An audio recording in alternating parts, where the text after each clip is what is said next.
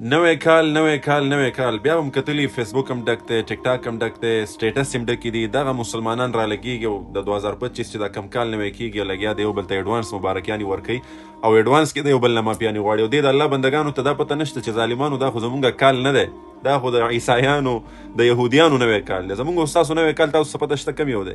زمونږ او ستاسو نوی کال په محرم باندې شروع کېږي او په ذوالحج باندې ختمیږي.